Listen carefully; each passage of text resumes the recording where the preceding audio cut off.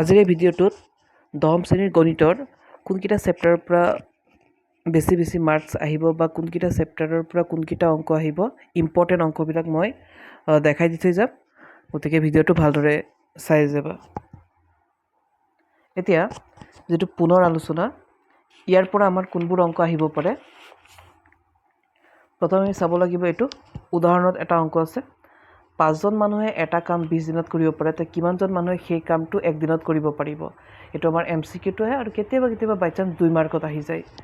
তাৰপিছত ইয়াৰ পৰা যদি আমি চাওঁ, 3ৰ এই খালী ঠাইটো আমি চাব লাগিব MCQটো। তাৰপিছত 4 নম্বৰ এইটো, যদি P সমানুপাতিক Q আৰু Pৰ মান যদি 6 হয় তেতিয়া Qৰ মান 30 হয়।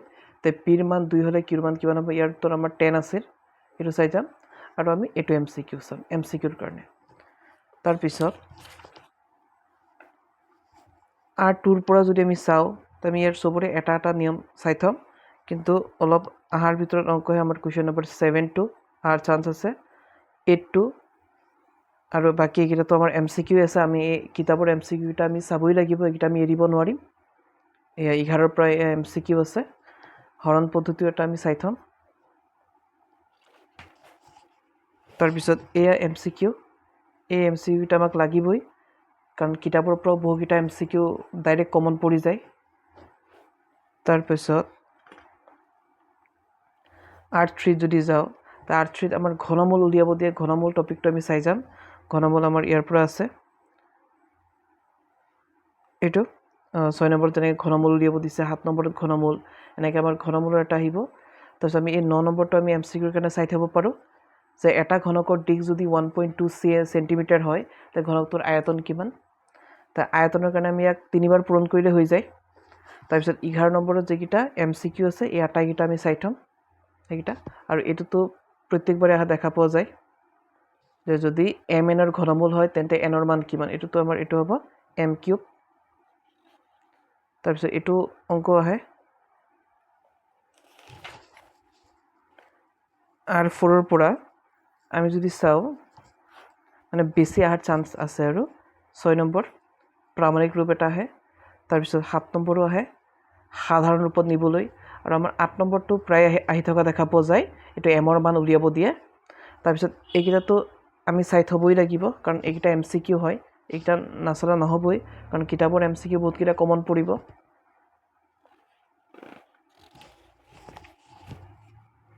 তাৰপিছত R5ৰ পৰা যদি আমি চাওঁ, R5ৰ আমি এইটো চাব পাৰোঁ সাধাৰণ উৎপাদক ওলোৱা। তাৰপাছত ইয়াৰ পৰা যদি আমি চাওঁ, 2025ৰ HSLC পৰীক্ষাত এইটো অংক আহিছিল 2 মাৰ্কত। তো আমি ইয়াৰ পৰা অলপ চাই থ'ব পাৰোঁ, এইটো অংক অহাৰ চান্স আছে।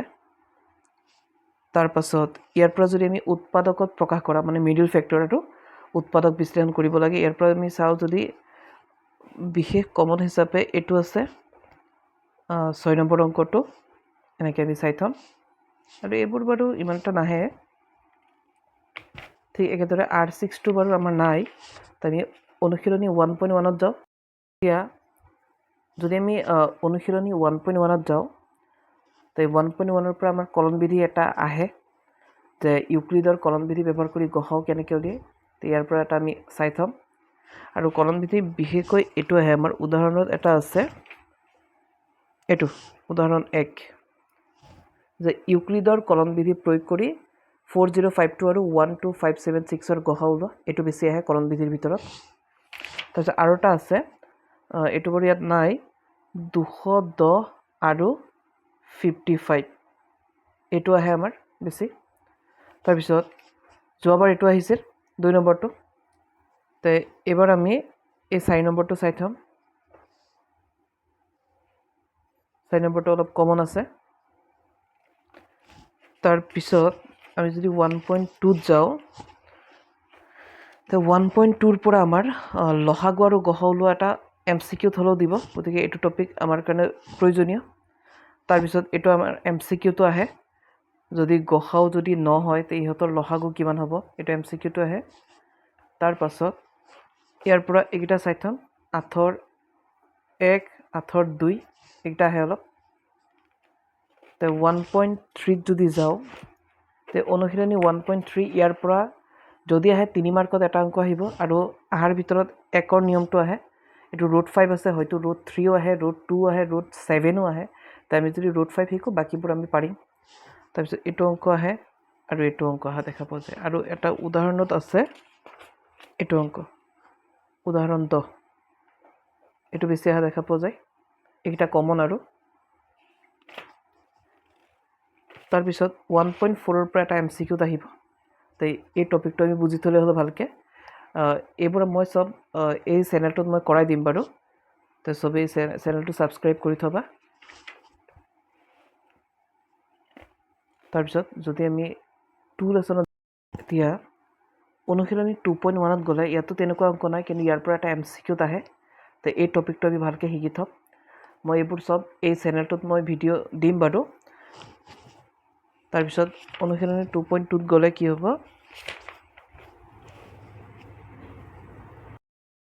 অনুশীলনী 2.2ৰ পৰা আমি এই 1 নম্বৰ নিয়মটো আমি জানি থ'ব লাগিব যে তলৰ দ্বিঘাত বহুপদবোৰৰ শূন্য ওলোৱা আৰু এই শূন্যবোৰ আৰু সহগবোৰৰ মাজৰ সম্পৰ্ক সত্যাপন কৰা এইটো আহিলে 3 মাৰ্কত আহে তো ইয়াৰ পৰা যদি আমি চাওঁ 1 নম্বৰটো আমাৰ ইম্পৰ্টেণ্ট আছে 3 নম্বৰটো ইম্পৰ্টেণ্ট আছে আৰু এই 4 আৰু 5 MCQত আহে তাৰপিছত 2 নম্বৰ যদি দিয়েতো 2 মাৰ্কছত দিব আৰু 4 নম্বৰটো দিলে 3 মাৰ্কছত দিব একে প্ৰশ্ন ইয়াতো দ্বিঘাত বহুপদ উলিয়াব দিছে ইয়াতো দ্বিঘাত বহুপদে উলিয়াব দিছে কিন্তু অলপ বেলেগ আছিল গতিকে ইয়াৰ পৰা আমি এটা নিয়ম চাই থ'ম আৰু যদি আমি ইয়াৰ পৰা চাওঁ তে আমাৰ এই 2 নম্বৰটো বেছি আহে এইটো অনুশীলনী 2.3 যদি যাওঁ ইয়াৰ পৰা আমাৰ হৰণবিলাক আমি অলপ চাই থ'ব লাগিব কিন্তু আহিবলগীয়া অংকৰ ভিতৰত কুৱেশ্যন নম্বৰ 3 যে যদি দুটা শূন্য √5/3 আৰু -√5/3 তেন্তে ইমানৰ বাকী আটাইবোৰ শূন্য ওলোৱা এই টপিকত আহিবই এটা কনফাৰ্ম 4 মাৰ্কত এটা আহেই যোৱাবাৰো আহিছে তাৰ আগৰবাৰো আহিছে এইবাৰো আহিবই তো এইটো আমি ভালদৰে চাই থ'ম ইয়াৰ পৰা এই উদাহৰণ 9 এইটো অংক ইম্পৰ্টেণ্ট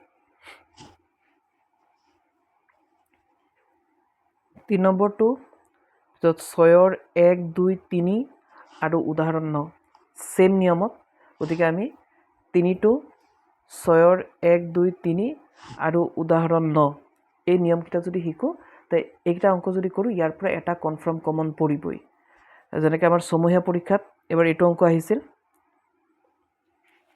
আৰু এইকেইটা উদাহৰণ আমি চাই থ'ম 2 মাৰ্কৰ কাৰণে উদাহৰণ 6টো 2 মাৰ্কছত আহিব তাৰপিছত উদাহৰণ 7টো আহে 2 মাৰ্কছত আৰু উদাহৰণ 8টো যদি দিয়ে 3 মাৰ্কছত দিব এইটো এইকেইটা 3 নম্বৰ চেপ্টাৰটোৰ পৰা কি আহিব 3.1ৰ পৰা ইমান এটা নাহে আমি 3.2ত যাওঁ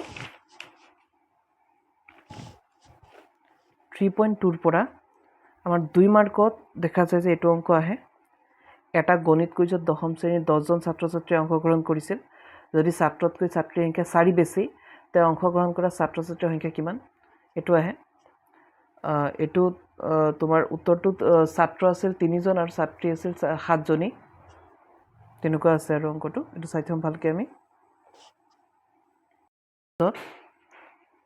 অনুশীলনী 3.2ৰ আমি এইটো অংক চাম 5 নম্বৰটো এইটো অংক আমাৰ 2 মাৰ্কত পুৰা কমন তাৰপাছত আমি ইয়াৰ পৰা নালাগে আৰু এনেতো বাকী চব কৰিলেতো আমাৰ কাৰণেই ভাল কিন্তু যিসকলে কমন পঢ়িব বিচাৰে তেওঁলোকৰ কাৰণে স্পেচিয়েলি এইটো ভিডিঅ' 3.3 পৰা আমি ইয়াত 3টা নিয়ম পাই 3 লেচনত অপনয়ন প্ৰতিস্থাপন আৰু প্ৰজগুণন আমি যিকোনো এটা নিয়ম ভালকৈ শিকিলে বাকীবোৰ অংক কৰিব পাৰি আৰু পৰীক্ষাত যিহেতু পদ্ধতি মেনশ্যন নকৰে গতিকে আমি অপনয়নটো সহজ হয় যোনে যিটো নিয়ম ভাল পোৱা যিকোনো এটা নিয়ম ভালকৈ শিকি থ'লে হ'ল ইয়াৰ পৰা আমাৰ এইটো অংক অহা দেখা পোৱা যায় 2 নম্বৰটো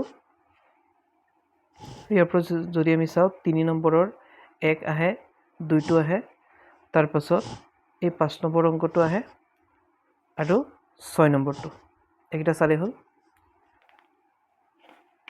3.3 যাওঁ 3.4ত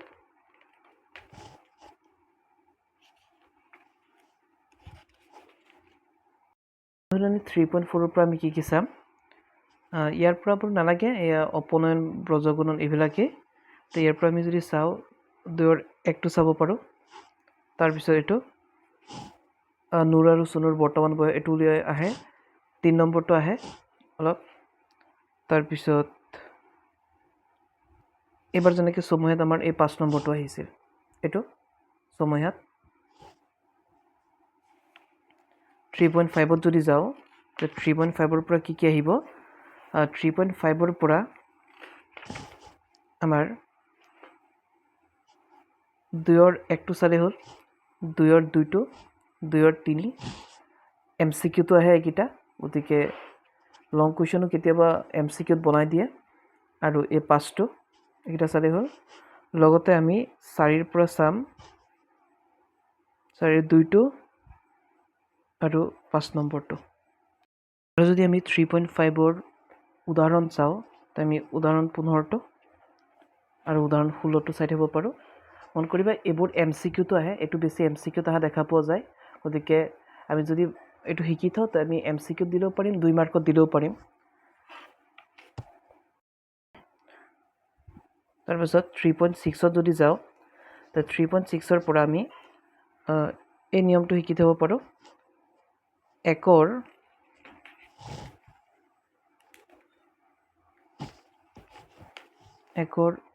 4 নম্বৰটো, 5 নম্বৰটো আহে। পিছত এই 6 নম্বৰটো চাব পাৰোঁ। আৰু ইয়াৰ পৰা আমি যদি চাওঁ 2টো আৰু 1টো, 2টো বেছি কমন, এইটো বেছি আহি থাকে। আৰু যদি আমি উদাহৰণ চাওঁ, তে আমি উদাহৰণ ইয়াৰ পৰা উদাহৰণ 17 চাব পাৰোঁ, উদাহৰণ 18, উদাহৰণ 18 আৰু অনুশীলনীৰ এইটো 1ৰ 4টো চেম হয়। গতিকে এটা চালেই হ'ল। তাৰপাছত এইকেইটা চালেই হ'ল, এইকেইটা চালেই হ'ল। বাকী চেপ্টাৰ 4ৰ পৰা মই বেলেগ এটা ভিডিঅ'ত মই বাকীকেইটা দিম বাৰু। ইয়াৰ পৰাও কোনকেইটা অংক বেছি কমন বা আহিবলগীয়া অংক মই বাকী নেক্সট ভিডিঅ'ত দিম। গতিকে চবেই চেনেলটো ছাবস্ক্ৰাইব কৰি থ'বা।